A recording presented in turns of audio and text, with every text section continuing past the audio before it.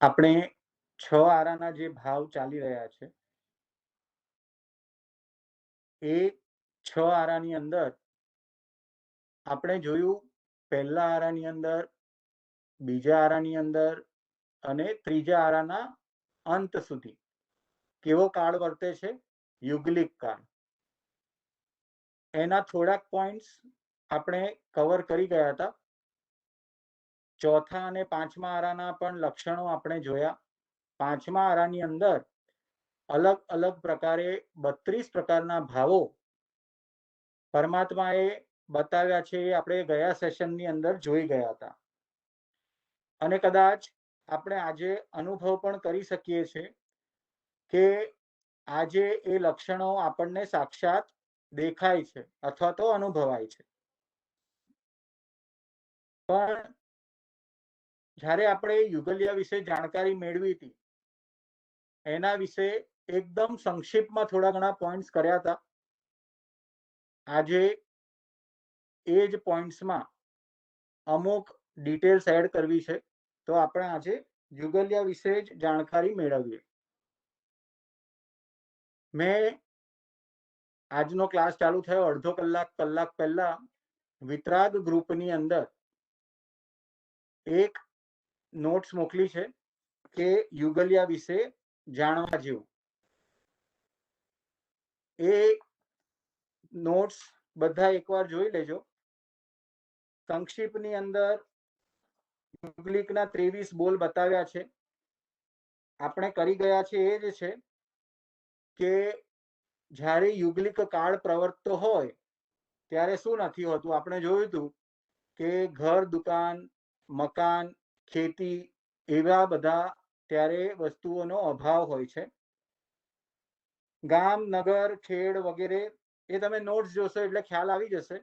આપણે કરી જ ગયેલા છે એટલે અત્યારે હું ફરી આખું રિવાઇઝ નથી કરાવતો. એમાંથી તમે બધા જ જોઈ લેજો. પણ અમુક જે નવા પોઈન્ટ્સ યુગલિયા વિશે આપણે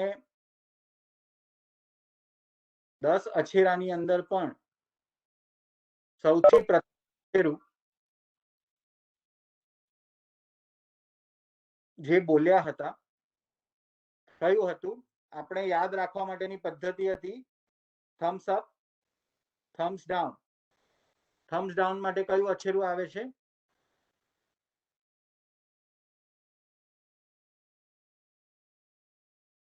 તમારે પણ શું અછેરામાં શું બન્યું હતું? યુગલિક મરીને નાર્કિકમાં ગયો. બરાબર છે. એટલે સૌથી પ્રથમ હરિવંશનું યુગલિયું નરકે ગયું. એ પણ આપણે વાત આજે જરાક કરવાની છે અને એની પાછળ બીજા શું કન્ડિશન્સ રહેલા છે તે આજે આપણે જાણકારી મેળવીશું. હવે એક પ્રશ્ન થાય કે એક યુગલિક પોતાના જીવનકાળમાં કેટલા કિલોમીટર ચાલતા હશે?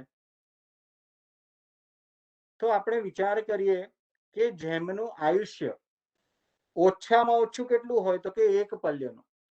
તો આ તો રોજ રોજ એક ડગલું પણ ચાલે તો પણ 3 પલ્યના આયુષ્ય પ્રથમ આરાની અંદર બેસતે આરે 3 પલ્યનું આયુષ્ય બતાવવામાં આવ્યું છે. એટલે કે 3 પલ્યમાં અસંખ્યાતા યોજન ચાલી જાય. કારણ કે રોજનું એક જ ડગલું પણ કેટલા ડગલા થઈ જાય? તો કે વર્ષની અંદર 365, આ તો મિનિમમની વાત છે, એનાથી વિશેષ જ ચાલતા હોય. પણ વિચાર કરો કેટલું બધું ચાલવાનું એમને થઈ શકે. તો એક ડગલું ચાલે તો પણ 3 પલ્યની અંદર અસંખ્યાતા યોજન ચાલી જાય. 3 પલ્ય તે આપણે પલ્યોપમનું માપ બધાને ખબર છે. એક પલ્યોપમ એટલે કે 4 ગાઉ લાંબો, 4 ગાઉ પહોળો અને 4 ગાઉ ઊંડો એવો કૂવો હોય એને આવા યુગલિયાના વાળથી ભરી દેવામાં આવે અને દર 100 વર્ષે એક વાળ ખાલી કરવામાં આવે. જ્યારે અને એ કૂવો પાછો પોલો નહીં ભરવાનો, કેવો કડક ભરવાનો કે એના ઉપરથી ચક્રવર્તીની આખી સેના જો ચાલી જાય તો પણ એક વાળ દબાય નહીં, એટલો ઠાંસી ઠાંસીને ભરીએ અને દર 100 વર્ષે માત્ર એક જ વાળ એમાંથી બહાર કાઢવામાં આવે અને જ્યારે એ કૂવો સંપૂર્ણ ખાલી થાય ત્યારે એક પલ્યોપમ પૂર્ણ થાય. આપણે કેલ્ક્યુલેટર લઈને બેસીએ ને તો પણ આનો માપ આવી શકે તેમ. કેલ્ક્યુલેટર શું, કમ્પ્યુટર, આજના યુગનું વિશેષમાં વિશેષ કમ્પ્યુટર તમે લઈને બેસો તો એની અંદર પણ આનું માપ કેલ્ક્યુલેટ થઈ શકે તેમ નથી, કારણ કે અસંખ્યાતા વર્ષ છે જેને સંખ્યામાં માપી શકાતું નથી. એટલા બધા વર્ષોના આયુષ્ય વાળા આ યુગલિયા શું કરે છે તો કે દર ઉત્સર્પિણી કાળના 24માં તીર્થંકર પછી યુગલિક કાળ શરૂ થઈ જાય. હવે આપણે અવસર્પિણી, અત્યારે અવસર્પિણી કાળ છે એટલે કે ઉતરતો આરો, પણ ચડતા આરાની વાત છે કે જ્યારે 24માં તીર્થંકર પછી શું ચાલુ થઈ જાય છે, યુગલિક કાળ ચાલુ થઈ જાય છે. અને આ યુગલિક કાળ, ત્યાં યુગલિકની જેટલી સંખ્યા હોય તે 18 કરોડા ક્રોડી સાગરોપમ સુધી ચાલશે. આ ભરત અને ઈર્વત ક્ષેત્રની વાત છે કે આપણે ચોથા આરાના અંતથી ચાલુ થાય તો પાંચમો આરો ચાલુ થાય, પાંચમો છઠ્ઠો ઉત્સર્પિણીનો, અને અવસર્પિણીનો પહેલો, બીજો અને ત્રીજો આરોના અંત સુધી, એટલે 5 આરા સુધી કેવો કાળ પ્રવર્તે છે, યુગલિક કાળ. હવે આ કાળની અંદર ધર્મ હોતો નથી. બધાને યાદ છે કાળચક્રનું માપ આપણે શરૂઆતમાં કર્યું હતું. થોડું થોડું રિવાઇઝ પણ કરતા રહીએ એટલે આપણને પાક્કું થઈ જાય. કોણ બોલશે કાળચક્રના 6 આરાના માપ?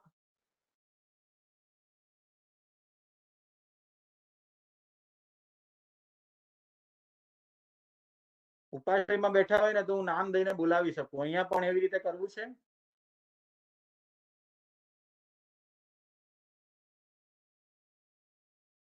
જય જિનેન્દ્ર. જય જિનેન્દ્ર ચિરાગભાઈ, બોલો. પહેલો આરો 4 કરોડી સાગરોપમ. હેલો, હા, 4 કરોડા ક્રોડી સાગરો, એટલે હા સોરી 4 કરોડા કોડી સાગરોપમ. બીજો આરો 3 કરોડા કોડી સાગરોપમ. ત્રીજો આરો 2 કરોડા કોડી સાગરોપમ. ચોથો આરોમાં 42,000 વર્ષ, એટલે એક કરોડા કોડીમાં 42,000 વર્ષ ઓછા. બરાબર. અને પાંચમા આરામાં 21,000 વર્ષ.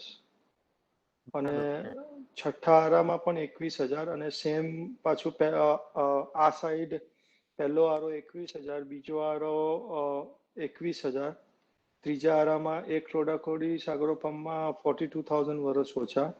પછી ચોથા આરામાં 2 કરોડી સાગરોપમ, પાંચમા આરામાં 3 કરોડી સાગરોપમ, અને છઠ્ઠા આરામાં 4 કરોડી સાગરોપમ.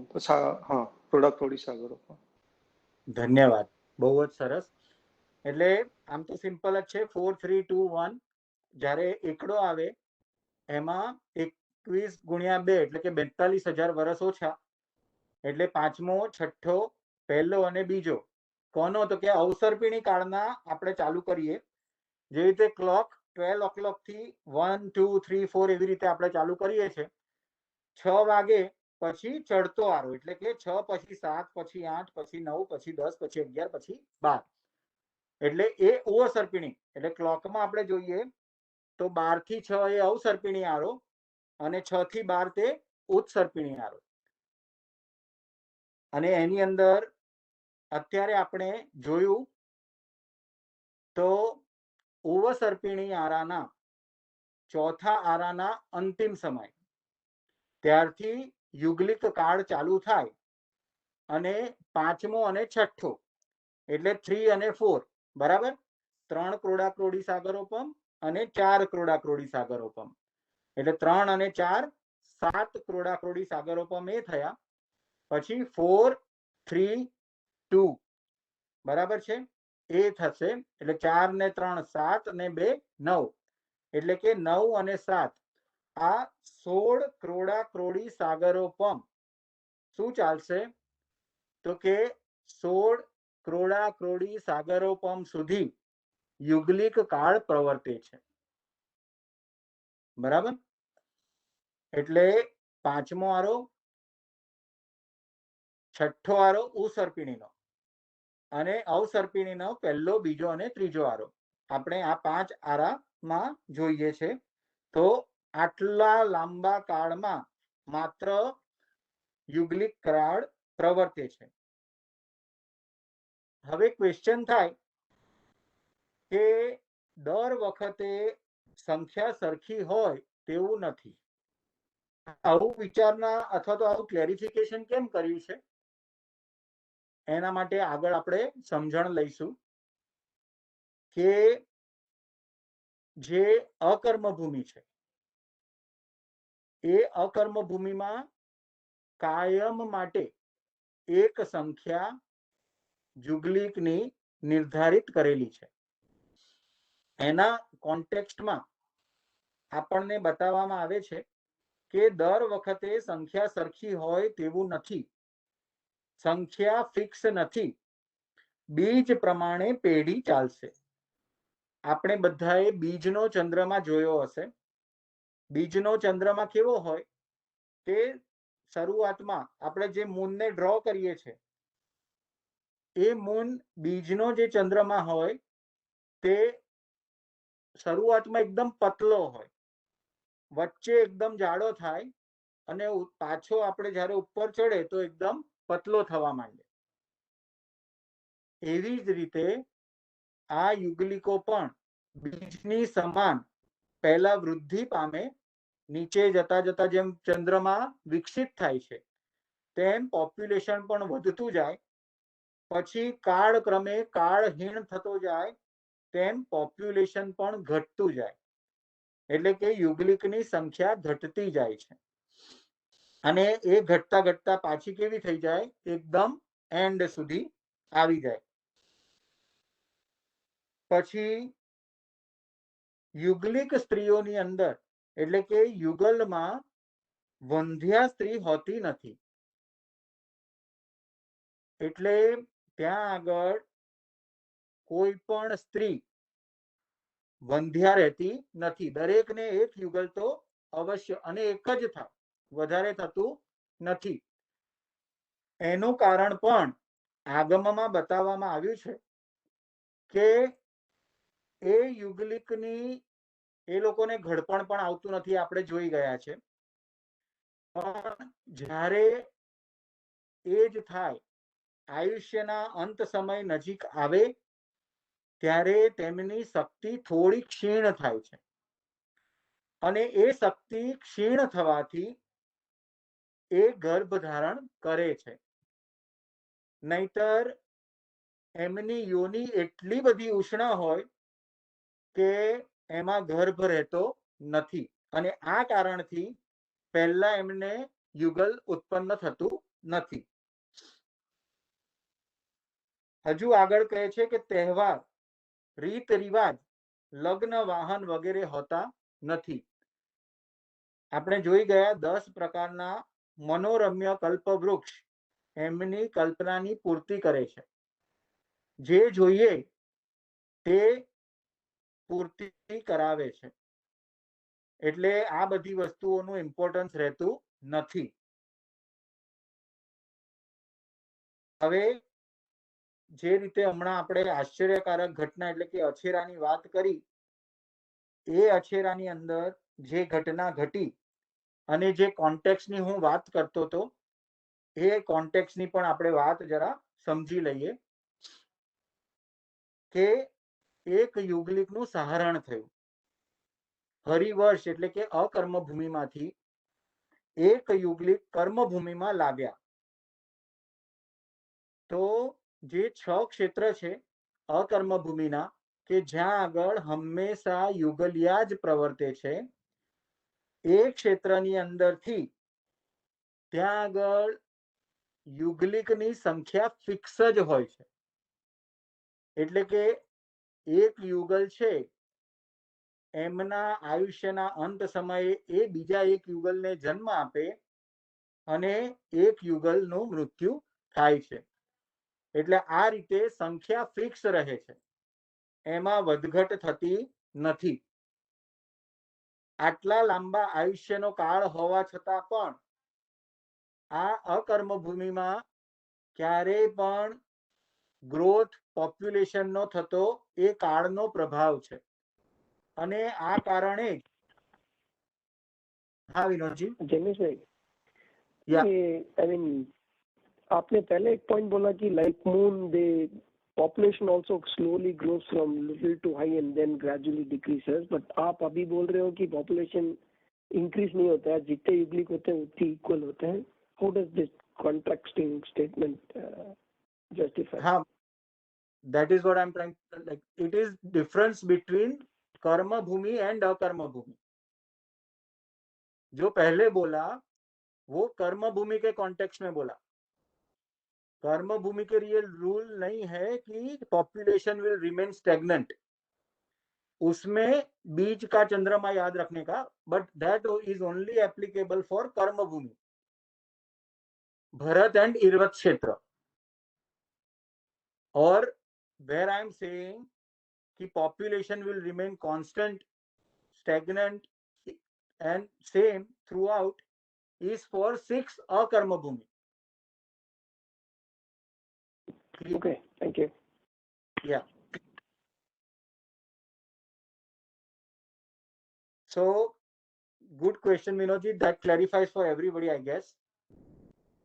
અને એટલે જ હું કહેવા માંગતો હતો કે કોન્ટેક્સ્ટમાં ક્લેરિફાઈ કર્યું કે કર્મ ભૂમિમાં શું થાય છે.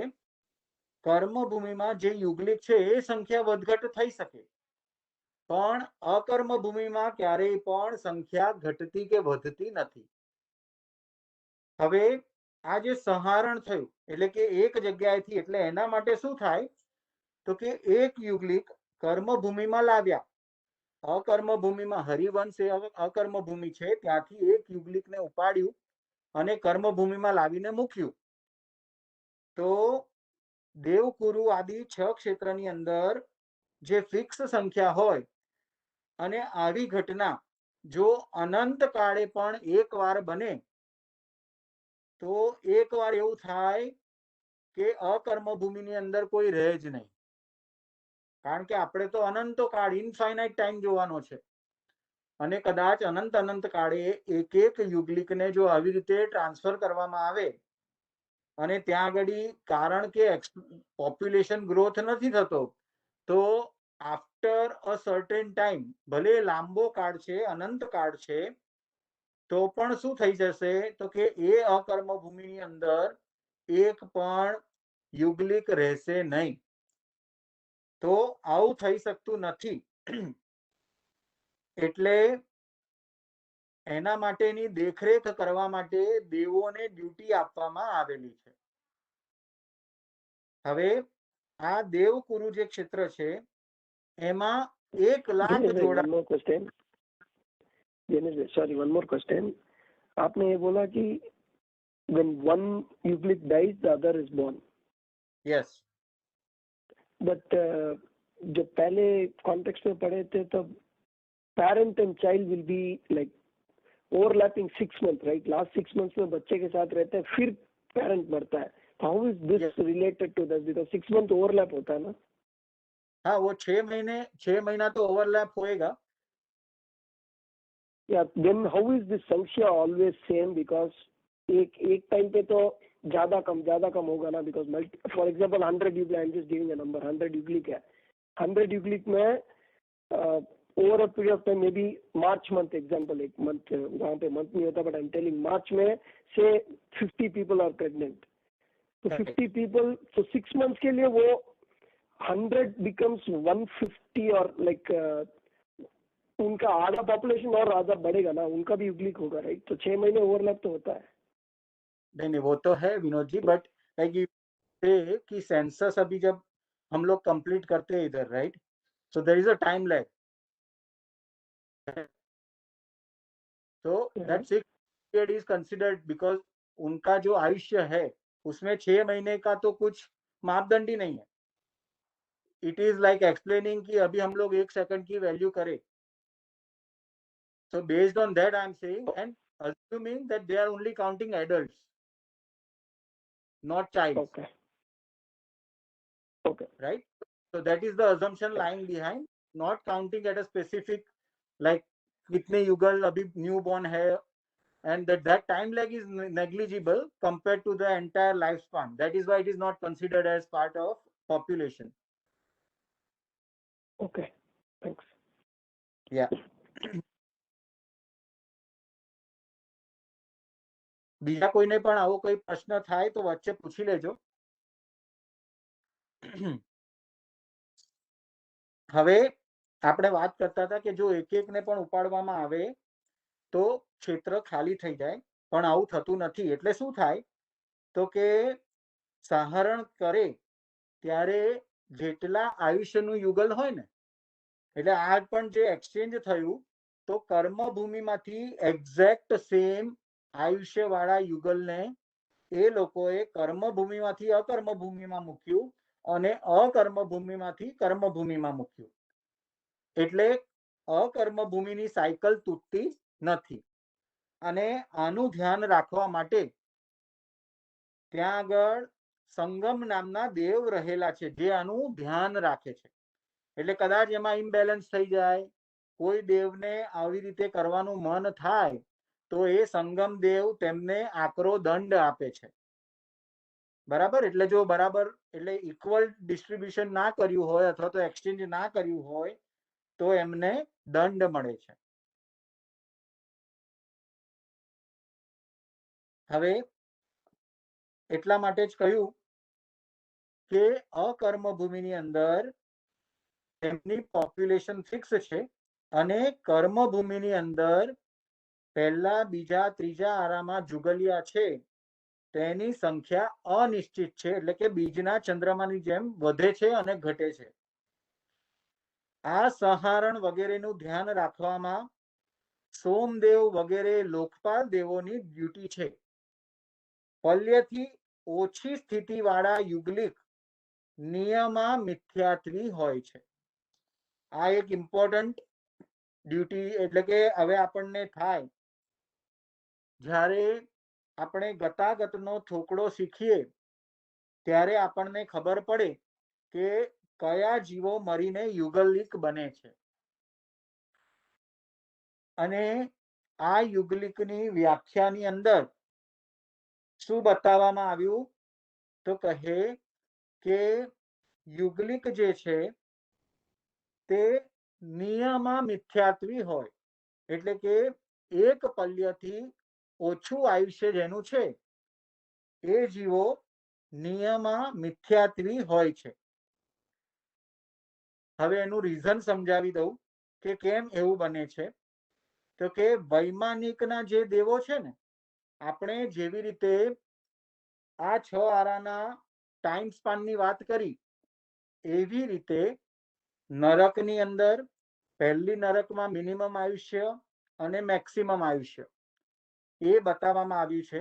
એવી રીતે પહેલા વૈમાનિક દેવલોકનું આયુષ્ય પણ ફિક્સ છે કે ઓછામાં ઓછો જે પહેલા વિમાનમાં, એટલે કે સૌધર્મ નામનું જે વિમાન છે ત્યાં આગળ જે દેવ તરીકે ઉત્પન્ન થાય એમનું આયુષ્ય ઓછામાં ઓછું એક પલ્યોપમનું હોય જ. બરાબર. હવે જૈનભાઈ, હા ભગવાન. ક્વેશ્ચન હતો. હા, તમે કીધું જે કાયમી મિથ્યાત્વી હોય છે તો એ અને અભવ્ય વચ્ચે કઈ તફાવત ખરો કે મિથ્યાત્વી છે એટલે એ અભવ્ય જ રહે? ના, અભવ્ય તો ક્યારેય પણ એ સંકિતમાં આવતા જ નથી. બરાબર. આ તો ખાલી યુગલિકના ભવ માટે મિથ્યાત્વી છે. અચ્છા, ઓકે. એટલે કે આ ભવ માટે નિયમા એ મિથ્યાત્વી જ રહેશે. પણ પછીના ભવમાં તે સમખિત પ્રાપ્ત કરી શકે છે. જ્યારે અભવી જીવો હોય તે કોઈ પણ પોતાના અનંત ભવોમાં ક્યારેય પણ સમખિતને પ્રાપ્ત કરી શકતા નથી. ઓકે.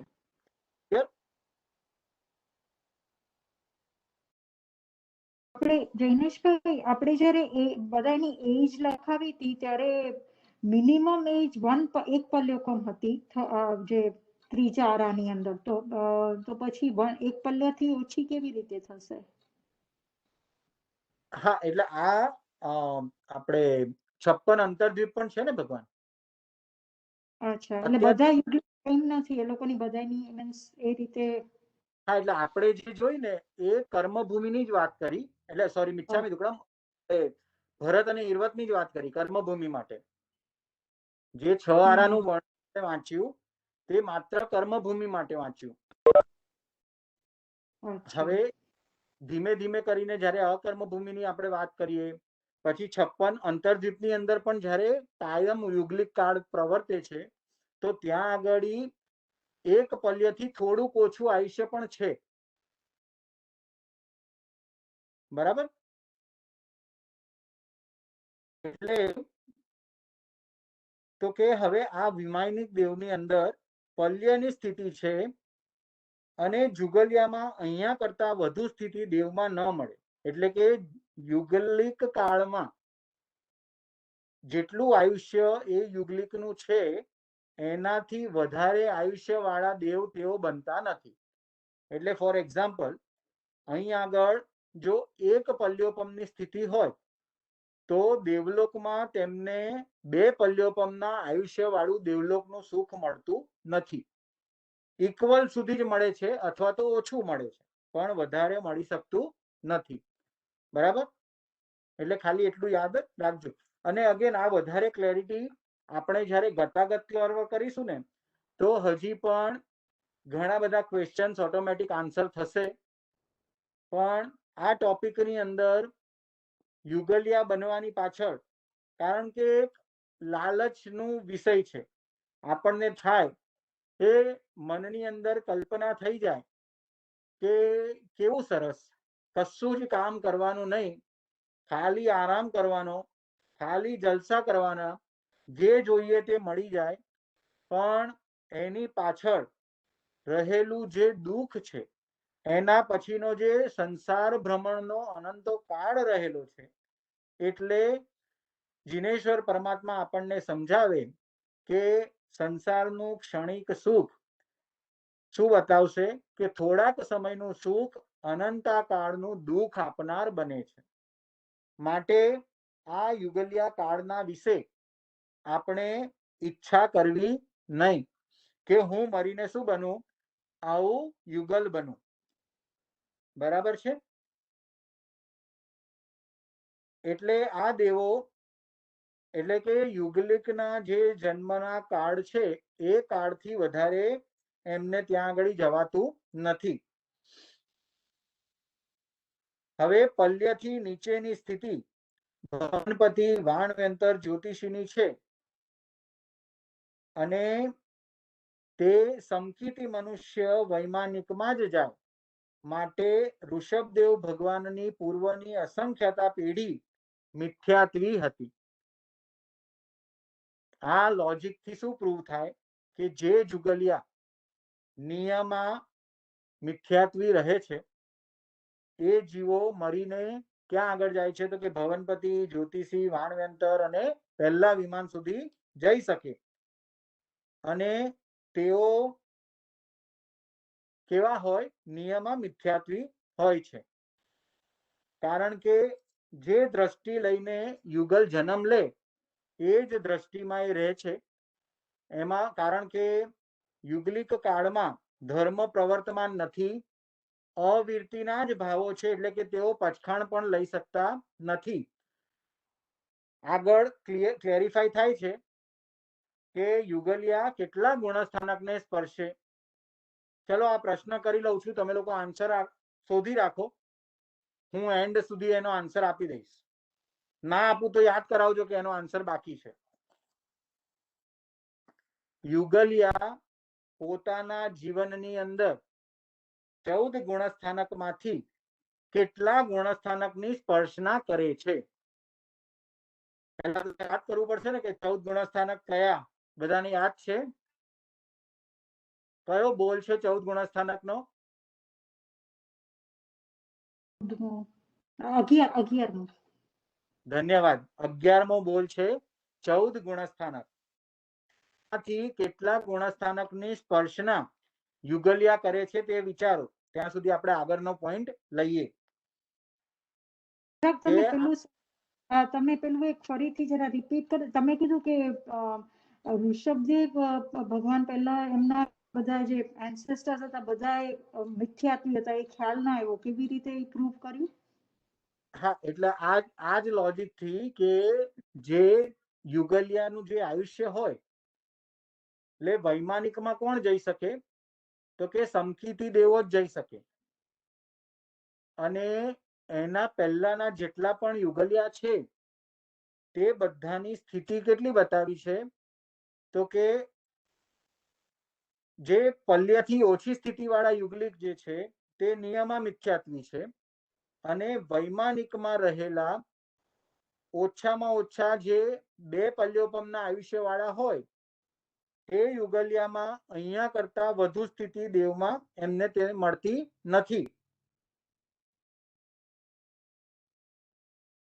આપણે એક જ સેકન્ડ. હા, જે ઋષભદેવ પરમાત્માના એન્સેસ્ટર્સ આપણે કહીએ, એટલે કે એમના પહેલાના જે યુગલિક હતા તે નિયમા મિથ્યાત્વી એ રીતે લીધું કે એમનું જે આયુષ્ય જે છે, ઋષભદેવ ભગવાન વખતે 1 પલ્યનું જ આયુષ્ય બતાવ્યું.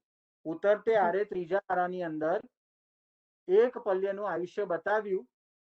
એટલે 1 પલ્યથી ઓછા આયુષ્ય વૈમાનિકમાં જઈ શકતા નથી. આ કારણથી આપણે પ્રૂવ કર્યું કે એ જે યુગલિકો હતા તે બધા જ નિયમા મિથ્યાત્વી હતા. કારણ કે તેઓ મરીને ક્યાં ગયા? દેવલોકમાં ગયા, પણ વૈમાનિક દેવ બન્યા નથી. એનું કારણ કે એમનું જે આયુષ્ય અહીંયા આગળ હતું કર્મભૂમિમાં, એનાથી વધારે આયુષ્ય તેમને દેવલોકમાં મળતું નથી. ખ્યાલ આવ્યો? હા, પણ એટલે સમજી લો કે એમાં એમના જો કોઈ એન્સેસ્ટર્સ હોય જેમનું આયુષ્ય હશે 1 પલ્ય કમ હોય, તો એટલે મારો કહેવાનો મતલબ કે નિયમમાં તમે કીધું લેસ ધેન ઇક્વલ ટુ, એમ કે એટલે કે સમજી લો કે 1 પલ્ય કમનું આયુષ્ય હોય તો એમની પ્રોબેબિલિટી છે, રાઈટ, કે એ ફર્સ્ટ એ નોટ નેસેસરી મિથ્યા એ વૈમાનિકમાં જઈ શકે. ના, પણ સાથે બીજો પોઈન્ટ મૂક્યો ને કે સમકીતી પણ જોઈએ વૈમાનિક બનવા માટે. રાઈટ, પણ તમે પ્રૂવ એવી રીતે કીધું કે એ લોકો એમને એ બધા કોઈ વૈમાનિકમાં ન ગયા એટલે બીકોઝ કે એટલે એ લોકો બધા તમારા મીન્સ જે ફાઇનલ તમારો પોઈન્ટ એ હતો કે દેવતા મીન્સ એ બધા મિથ્યાત્વી હતા. સો એનો કોઝ ઈ કે ભાઈ એમનું આયુષ્ય વોઝ લેસ ધેન, એટલે 1 પલ્ય કમથી કે એનાથી ઓછું હતું. બટ ઇફ સપોઝ 1 પલ્ય કમ હોય તો જઈ શકે, રાઈટ? એટલે નિયમમાં ન કહી શકાય, રાઈટ? હા હા, નિયમમાં નથી કહેતો, પણ મેજોરિટી એન્સેસ્ટર્સ તો કહી શકીએ ને આપણે. એટલે કદાચ એક્સેપ્શન રૂલ તરીકે એકાદ કદાચ ગયા હોય તો એકાદને છોડી દઈએ, પણ બાકીના બધા તો મિથ્યાત્વી થયા ને, એટલે જનરલ ટર્મ્સ તરીકે કહ્યું છે. અચ્છા, હા, એટલે લાઈક આપણે એબ્સોલ્યુટ ફોર્મમાં ભાષા નથી બોલેલા. ખાલી અસંખ્યાત પેઢી કહી દીધું કે મિથ્યાત્વી હતી. એમાંથી હવે એકાદ એક્સેપ્શન હોય તો દેટ ઇઝ ફાઇન.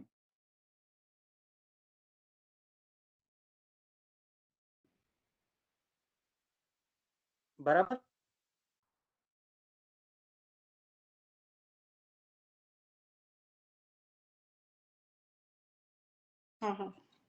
હા.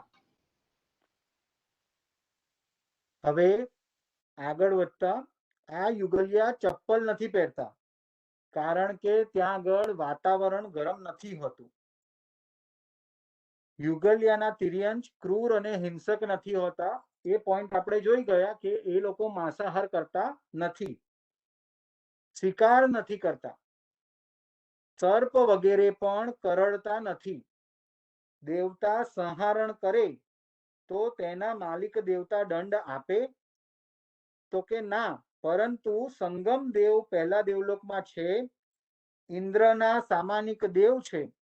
જ્યારે ભગવાનને 6 મહિના ઉપસર્ગ આપ્યા ત્યારે ઇન્દ્રએ દેશ નિકાલ આપ્યો અને દેવી સહિત મેરુની ચુલિકા પર રહે છે. સંગમ દેવની વાત આપણને બધાને ખબર છે કે જેમણે 6 મહિના સુધી પરમાત્મા મહાવીરને ઉપસર્ગ આપ્યા. એટલે આ ઉપસર્ગના કારણે ઇન્દ્ર મહારાજાએ એમને દેશ નિકાલની સજા આપી. એટલે આ સંગમ દેવ પોતાની દેવીઓ સહિત ક્યાં રહે છે? મેરુ પર્વતની ચુલિકા ઉપર રહે છે. બરાબર? એટલે આ રીતે એમને દંડ આપવામાં આવે છે. એટલે પનિશમેન્ટ એટલે કોરડાની સજા ને એવી બધી સજા ત્યાં આગળ મળતી નથી, પણ આ રીતે દેશ નિકાલની સજા એમને મળી શકે છે. હવે દેવકુરુ અને ઉત્તર કુરુમાં સર્વથી થોડા. હવે સંખ્યાનું માપ બતાવે છે કે ક્યાં આગળ યુગલિયા સૌથી ઓછા હોય. હવે જે દેવકુરુ ક્ષેત્ર છે, દેવ ક્ષેત્ર એ દેવકુરુ અને ઉત્તર કુરુમાં સર્વથી થોડા, હરિવર્ષ અને રમ્યક વર્ષમાં તેનાથી થોડા વધારે, અને હેમવય હિરણ્યવયમાં તેનાથી પણ વધારે. એટલે એક માપદંડ આપી દીધું કે સૌથી ઓછા જુગલિયા ક્યાં આગળ છે? તો કે દેવકુરુ ઉત્તર કુરુમાં. આ આપણે જ્યારે ગતાગત શીખીએ ત્યારે આપણને ખબર પડે કે આ જીવો એટલે કે દેવકુરુ ઉત્તર કુરુના જીવો મરીને ક્યાં સુધી ઉપર જઈ શકે છે. બરાબર? અને એમાં પણ કયા પ્રકારના દેવો તેઓ બને છે એની વર્ણન એની અંદર આવે છે. પણ અત્યારે ખાલી સંખ્યાનું આપણે માપદંડ લઈ લઈએ કે દેવકુરુ ઉત્તર કુરુમાં સૌથી ઓછા, એનાથી વધારે હરિવર્ષ અને રમ્યક વર્ષની અંદર, અને એનાથી વધારે હેમવય અને હિરણ્યવયની અંદર. 3 પલ્યની સ્થિતિ વાળાના પુણ્ય વધારે, સ્થિતિ વધુ વાળા દેવો ઓછા છે, વધુ પુણ્ય કરવા વાળા ઓછા હોય છે. ક્ષેત્ર નાનું છે માટે યુગલિયા થોડા છે તેવું નથી. એટલે જે હેમવય આપણે જ્યારે જ્યોગ્રાફી કરીએ તો આપણને જોવામાં આવે કે દેવકુરુ ઉત્તર કુરુ એમનું સ્થાન નાનું છે, એટલે ત્યાં આગળ ઉગલિયા ઓછા છે એવું નથી. પણ જેના આયુષ્ય, કારણ કે દરેક જગ્યામાં આ દેવકુરુ અને ઉત્તર કુરુમાં આયુષ્ય વધારે છે, એટલે ત્યાં આગળ ઉત્પન્ન થવા વાળા જીવોની સંખ્યા ઓટોમેટિક ઓછી થઈ જાય છે. હવે આ યુગલિકની સ્ત્રી અત્યંત સુંદર હોય છે. ભવનપતિ વાણવ્યંતર જ્યોતિષીની દેવીઓના રૂપ કરતા વધારે સુંદર હોય છે. દેવીની સ્થિતિ યુગલિક કરતા જેની ઓછી છે તે દેવી માટે યુગલિક સ્ત્રી પ્રેક્ષણીય જોવા યોગ્ય હોય છે. એટલે આપણને થાય કે અત્યારે પણ આપણે કોને જોઈએ કે જે આપણાથી વધારે સ્વરૂપમાન હોય એના જેવા બનવાની આપણને ઈચ્છા થાય. એવી રીતે આ ભવનપતિ વાણયંત્ર જ્યોતિષીની જે દેવીઓ છે એના કરતા પણ આ યુગલિકની જે સ્ત્રીઓ છે તે વધારે રૂપવાન હોય, અને તેઓ કોની માટે પ્રેક્ષણીય છે એટલે કે જોવા યોગ્ય છે? તો કે આ બધા દેવીઓ માટે તે જોવા યોગ્ય બને છે. 49 દિવસની પાલના કરે છે. એ બધું આપણે જોઈ ગયા છે કે કેટલા દિવસ સુધી કયા આરાની અંદર તેઓ પાલના કરે છે. હવે આપણને કહેવામાં આવે કે જમ્યા પછી આપણે શું આરોગ્ય? તો કે મુખવાસ ખાવાની ટેવ ઘણા બધાને હોય. તો આ યુગલિકનો મુખવાસ શું ખબર છે? તો કે યુગલિકો જમ્યા પછી ત્યાંની માટી ખાઈ જાય. મુખવાસ તરીકે તે માટીને વાપરે છે. આપણે જોઈ ગયા કે પહેલા આરાની અંદર માટીની સરસાઈ સાકર જેવી, પછી ખાંડ જેવી, પછી ગોળ જેવી. એટલે વિચાર કરો, જેની માટી આટલી મીઠી હોય તો એના ફળ કેવા મીઠા હશે. અત્યારે આપણને જે ફળ ફળાદી ખાવામાં મીઠાશ લાગે છે એ તો કંઈ જ નથી. એના કરતા અત્યારની આપણે જે ખાંડ ખાઈએ તો કેવી ગળપણ મીઠી લાગે, તો કે એવી મીઠાશ એમને એ વખતની માટીમાંથી મળે છે. અને એટલા માટે જ જે સાપ કરડતો નથી, જે માંસાહારી જીવો બીજા પ્રાણીઓને ત્રાસ આપતા નથી, કારણ કે તેઓ આ રીતે પોતાના ક્ષુધાની શાંત કરી લેતા હોય છે. એટલે માટીની સરસાઈ સાકર જેવી છે, છતાં ત્યાંના ફળ ફ્રૂટ કરતા પણ ફિક્કી છે. સોરી, એટલે માટી ફળ ફૂલ કરતા ફિક્કી લાગે. એટલે મુખવાસ, આપણો મુખવાસ કેવો હોય, જમ્યા હોય એના કરતા તો ફિક્કો હોય. બરાબર છે કે નહીં? પણ આપણને એ ખાવાથી એક સંતોષ જેવી પૂર્તિ થાય કે હું કંઈક ખાઈ રહ્યો છું. એટલે એ લોકો યુગલિયા એ વખતના ક્ષેત્રની માટી ખાઈને એ મુખવાસનો આનંદ મેળવતા હોય છે. કારણ કે એ માટીની જે ક્વોલિટી છે તે ફળ ફૂલ કરતા થોડી ઓછી છે, એટલે ફળ ફૂલ કરતા તે ફિક્કા લાગે. હવે હીરા ચાંદી સોનાની ખાણ છે, પણ ત્યાંના મનુષ્યને કામ ના લાગે. કાંટા અને કાંકરાવાળી જમીન હોતી નથી. અતિવૃષ્ટિ અથવા તો અનાવૃષ્ટિ હોતું નથી. નખ અને કેસ અવસ્થિત થઈ જાય, માપસર હોય છે, વધતા નથી જેથી કાપવા પડે.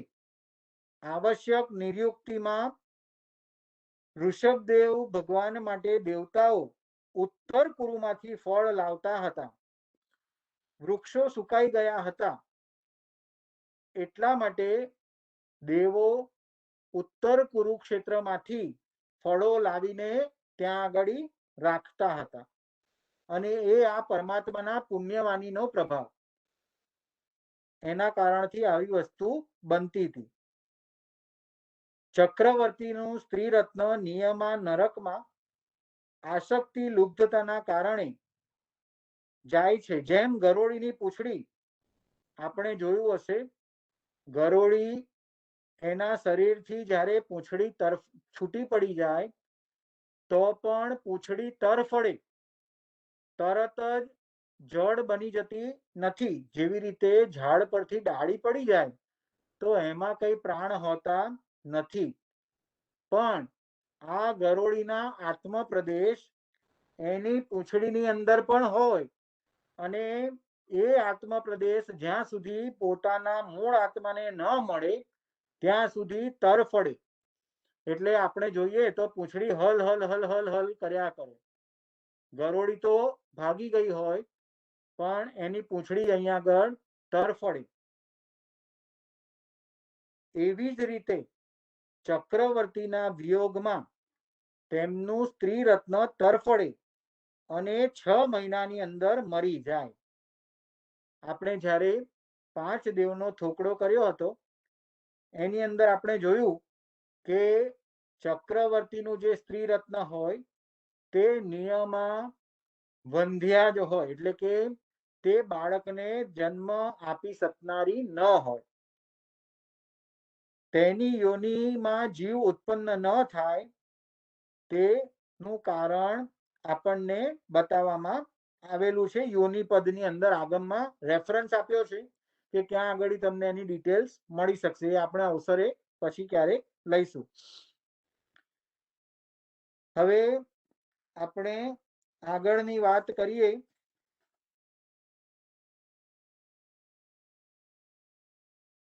અત્યાર સુધી બધાને વિષય ગમે છે? કારણ કે મને અમુક વસ્તુઓ ઘણી ક્લેરિટી લાગી, એટલા માટે મેં આજે આ ફરી થોડાક પોઈન્ટ્સ ભલે રિપીટ થાય છે પણ આ વિષય જાણવો જરૂરી લાગ્યો એટલે પછી આજે પોઈન્ટ્સ લીધા કે યુગલિયા વિશે આપણને ઘણી બધી ક્લેરિટી આમાંથી મળી જાય છે. હવે હજુ આગળ આપણને એક પ્રશ્ન થાય કે કોમન લોજિક છે કે એક ભાઈ અને એક બેન સાથે જન્મે એને યુગલિક કહી દીધું, તો અત્યારના કાળમાં પણ આવું બનતું હોય છે કે ટ્વિન્સ જન્મ લે તો એને યુગલિક કેમ ન કહેવાય? તો કે એના માટે પરમાત્માએ કન્ડિશન મૂકેલી છે. પહેલી કન્ડિશન છે કે અત્યારે ટ્વિન્સમાં બે ભાઈ પણ હોઈ શકે, બે બહેન પણ હોઈ શકે, એવું યુગલિકમાં બનતું નથી. એક પુરુષ અને એક સ્ત્રી આ નિયમમાં હોવું જ જોઈએ, આમાં રૂલ તૂટે નહીં. એટલે અત્યારે જે ટ્વિન્સ જન્મે છે એને યુગલિકની ઉપમા આપવામાં આવતી નથી. આ થયું કારણ એક. બીજા કારણની અંદર એવું બતાવવામાં આવ્યું છે કે જ્યારે યુગલિક નો જન્મ થાય ત્યારે એમનું આયુષ્ય કેટલું હોવું જોઈએ? તો કે પલ્યના અસંખ્યાતમાં ભાગ જેટલું પણ, એટલે કે અસંખ્યાત વર્ષનું આયુષ્ય હોય, ઓછામાં ઓછું એનાથી ઓછું આયુષ્ય હોય, એટલે કે સંખ્યાત આયુષ્ય વાળા મનુષ્યને યુગલિક કહેવામાં આવતા નથી. પહેલી કન્ડિશન આપણે જોઈ કે યુગલિક જે છે તેઓ બંને સાથે જન્મે, સાથે મરે, એમાં એક પુરુષ એક સ્ત્રી. અને બીજી કન્ડિશનમાં તેમનું આયુષ્ય કેટલું? તો કે અસંખ્યાત વર્ષનું હોવું જ જોઈએ. સંખ્યાત વર્ષ વાળા યુગલિક કહેવાતા નથી. બરાબર છે? હવે બીજું પણ ક્લેરિટી કરી દઉં કે સાથે જન્મે અને સાથે મરે એમાં 12 મુહૂર્તનો કાળ જે છે તેટલું અંતર મુહૂર્તનું અંતર હોઈ શકે. જૈનિઝમની અંદર આપણે જે બર્થ ડેટ હિસાબે જન્મ ઉજવીએ છીએ ને એ જન્મ તારીખ છે, પણ આયુષ્યની ગણના જ્યારથી જીવ ગર્ભમાં આવે, માટે જ આપણે તીર્થંકર પરમાત્માનું કયું લઈએ આપણે કે ચવન ક્યારે થયું, ગર્ભમાં ક્યારે આવ્યા, એ ચવન કલ્યાણક આપણે મનાવીએ. એટલે કે આગમની અંદર જ્યારે જીવ ગર્ભમાં આવે ત્યારથી આયુષ્ય ગણાય છે, જન્મે ત્યારથી ગણાતું નથી. એટલે આપણે શું વાત કરીએ તો કે સાથે જન્મે પણ એ બેની વચ્ચે પણ ટાઈમ ડિફરન્સ હોઈ શકે થોડો ઘણો, એટલે કે ગર્ભમાં આવવાનું જે 12 મુહૂર્ત જ્યારે યોની મેક્સિમમ ટાઈમ પીરિયડ આપ્યો કે 12 મુહૂર્ત સુધી સચેત રહે છે, તો આ 12 મુહૂર્તની અંદર બીજો જીવ આવીને ઉત્પન્ન થઈ શકે છે, તો તેઓ યુગલિક તરીકે જન્મ સાથે લઈ શકે છે. અને આપણે કર્મભૂમિમાં જે મનુષ્ય જન્મે, સાથે જન્મે, તો એમાં 2 સ્ત્રી અથવા તો 2 પુરુષ જન્મી શકે છે અને તેઓના આયુષ્ય સંખ્યાત વર્ષના હોઈ શકે છે, માટે તેમને યુગલિકની ઉપમા આપવામાં આવતી નથી.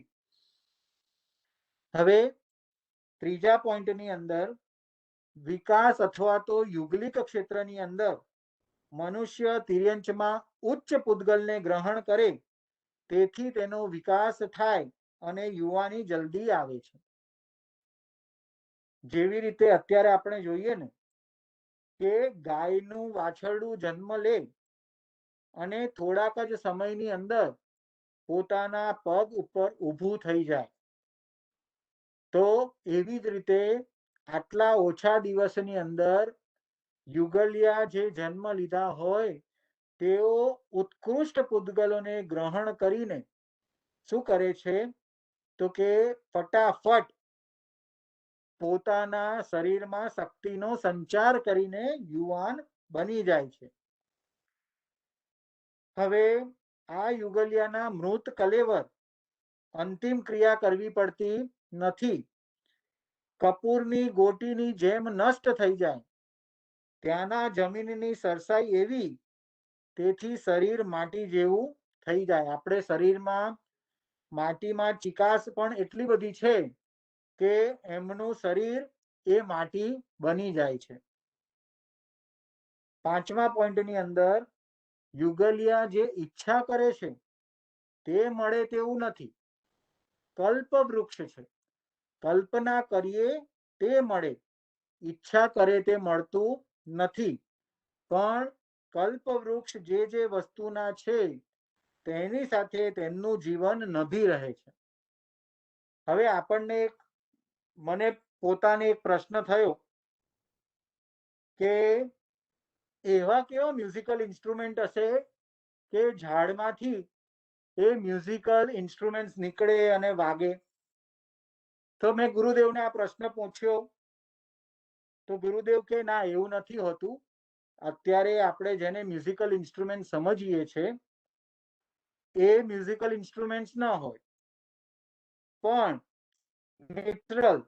તમે જ્યારે સવારે આખું જગત શાંત હોય ત્યારે તમે બ્રહ્મ મુહૂર્તમાં ઉઠો અને ઘરની બહાર જઈને 5 મિનિટ આંખ બંધ કરીને તમે નેચરના અવાજને સાંભળવાનો પ્રયત્ન કરો તો એ કેવો આનંદિત, મનને ગમવા વાળો, કેવી મજા આવે કે કેવું સરસ વાતાવરણ છે, મનોરમ્ય છે, બસ સાંભળ્યા જ કરીએ. તો એ જે મ્યુઝિક જે છે એવી રીતના વૃક્ષો, એના અમુક પાંદડાઓ એવી રીતની રચના હોય કે ત્યાં આગળ જવાથી તમને એ સુંદર, મનોરમ્ય, આનંદકારી અવાજ જે આપણને સંગીત સમાન ભાસે એવી રીતનું ત્યાં આગળ વર્ણન ગુરુ ભગવંતે મને કહ્યું કે આ રીતે નેચરલ, એટલે ત્યાં આગળ કઈ તબલા વાદન થતું નથી, પણ તબલાના વાદન જેવો અવાજ એવા વૃક્ષોના શું હોય કે એવા વૃક્ષોના પાંદડા હોય અને એ પવનને લીધે એવી રીતે હલે કે જેમાંથી તબલા જેવું સુંદર મ્યુઝિક સાંભળવા મળે. जैनेश भाई, हाँ, कपल ऑफ क्वेश्चंस. एक आपने बोला कि युगलिक जो चाहते हैं वो कल्पवृक्ष नहीं देता है, but earlier we thought that whatever युगलिक आस्क कल्पवृक्ष gives, right? So is there a difference? yeah, the difference is कि लाइक जो इच्छा करते हैं ना वो नहीं मिलता है. जैसे हमने 10 प्रकार के कल्पवृक्ष देखे कि जो कपड़े का कल्पवृक्ष है वो आपको म्यूजिक नहीं देगा, जो फूड का कल्पवृक्ष है वो आपको म्यूजिक नहीं देगा.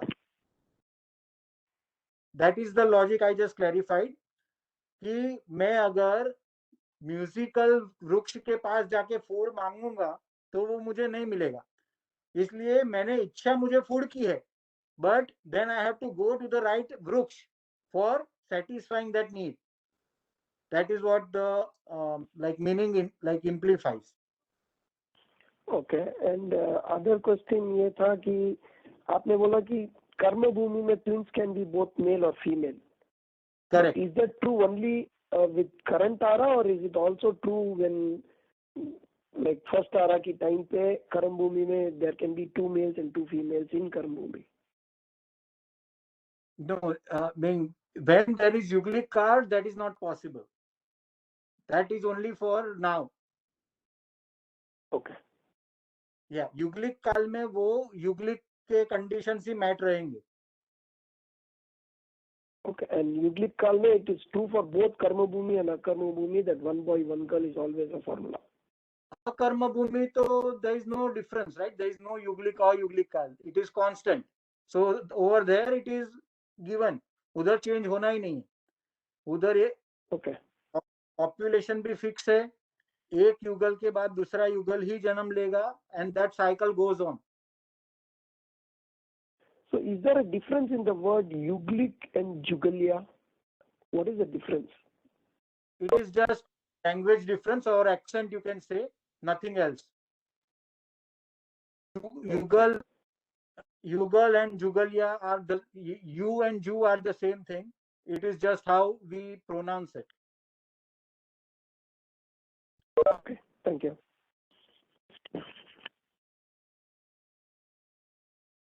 હવે ઈચ્છાની વાત થઈ ગઈ. આપણે નિયમા મિથ્યાત્વની વાત પણ કરી લીધી છે. હવે આગળ આવશે એવો કયો દેશ છે કે જે હંમેશા પૂરેપૂરો શાકાહારી હોય?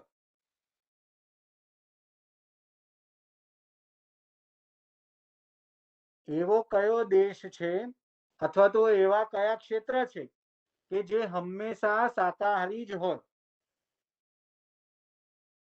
Anybody want to try? Because युगलिक time is always vegetarian, everybody is vegetarian, तो युगलिक काल में जो भी क्षेत्र है सभी should fall under this, correct? Correct, absolutely right. So answer you can say युगलिक क्षेत्र, जहां पर जो युगलिक काल में जहां जहां युगलिक है, that is always going to be शाकाहारी, meaning vegetarian. 100% vegetarian जीव will prevail. There is no non-veg. હવે આ જુગલિયાના આયુષ્ય 6 માસ બાકી રહે ત્યારે તે બીજા જોડાને જન્મ આપે છે. યુગલિયામાં વૃદ્ધાવસ્થા આવતી નથી. અને આપણે હવે એમની પેઢીની વાત કરી લીધી કે હવે લોજિકલ એક હોમવર્કની જેમ નાનકડી એક્સરસાઇઝ આપું તો ખાલી કેલ્ક્યુલેટ કરજો. તમારી પાસે યુગલિયાના આયુષ્ય છે અને એક આરાનું પણ માપદંડ છે.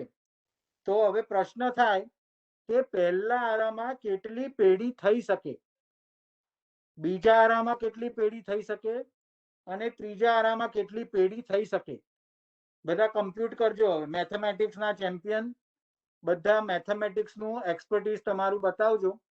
હવે આપણે ખાલી કેલ્ક્યુલેશન કરવાનું છે કે પહેલા આરામાં કેટલી પેઢી હોઈ શકે, બીજા આરામાં કેટલી પેઢી હોઈ શકે અને ત્રીજા આરામાં કેટલી પેઢી હોઈ શકે. આ આપણું આજનું હોમવર્ક, યુગલિયા વિશે જાણકારી મેળવવાનું. બરાબર? જૈનેશભાઈ, હાજી, જૈનેશભાઈ, એક હા ક્વેશ્ચન ભગવાન, છે. બોલો અમ, બોલો. જ્યાં જુગલિયા હોય ત્યાં રેગ્યુલર માણસો હોય કે બધી અકર્મ ભૂમિમાં ખાલી જુગલિયા જ હોય? અકર્મ ભૂમિમાં નિયમા જુગલિયા જ હોય, ત્યાં બીજા માણસો હોતા નથી. તો આ આપણે રૂટ એમ કહી શકીએ કે અકર્મ ભૂમિમાં કાયમ વેજીટેરિયન હોય? યસ, ઓકે બરાબર છે. હા, ઓકે, થેન્ક યુ. અને કર્મભૂમિની અંદર પણ જ્યારે યુગલિક કાળ પ્રવર્તતો હોય ત્યારે સામાન્ય માણસો હોતા નથી. યુગલિક કાળમાં યુગલ જ હોય. યુગલિક કાળનો અંત થતા પછી જ્યારે ત્રીજા આરાના એન્ડમાં જ્યારે ઋષભદેવ પરમાત્માથી એ યુગલિક એટલે કે કલ્પવૃક્ષની શક્તિઓ ઓછી થાય ત્યારે પછી એ બધા મનુષ્ય સામાન્ય મનુષ્યમાં પરિણમન, એ ઇવોલ્યુશન પીરિયડ છે. એટલે ધીમે ધીમે ટ્રાન્સફોર્મેશન થાય કે યુગલમાંથી હવે રેગ્યુલર બીઈંગ, હ્યુમન બીઈંગ્સ તરીકે એ લોકો જીવન વ્યતીત કરવા માંડે. એ કાળનો પ્રભાવ છે. હવે આજના સેશનમાં કોઈને કઈ પ્રશ્ન?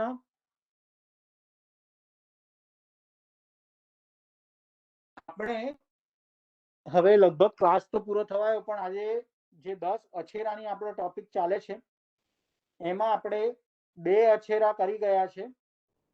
એક હરિવંશનું યુગલિયું નરકે ગયું અને પહેલી આંગળીના બિરુદ રૂપે શંખે શંખ ભેગા થયા. હવે 5 આંગળીમાં સૌથી મોટી આંગળી આ બીજા નંબરની આંગળી છે.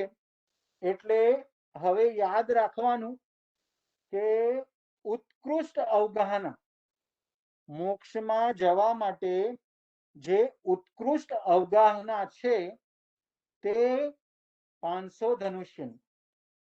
એ અવગાહના વાળા એક સાથે કેટલા મોક્ષે જઈ શકે? તો કે 108.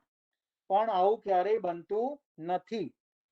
પણ ઋષભદેવ ભગવાન વખતે તેઓ પોતાના 100 પુત્ર અને બીજા એવા મળીને 108 કે જેઓ બધા જ 500 ધનુષ્યની અવગાહના વાળા હતા, એ બધા એક સમયે મોક્ષે ગયા.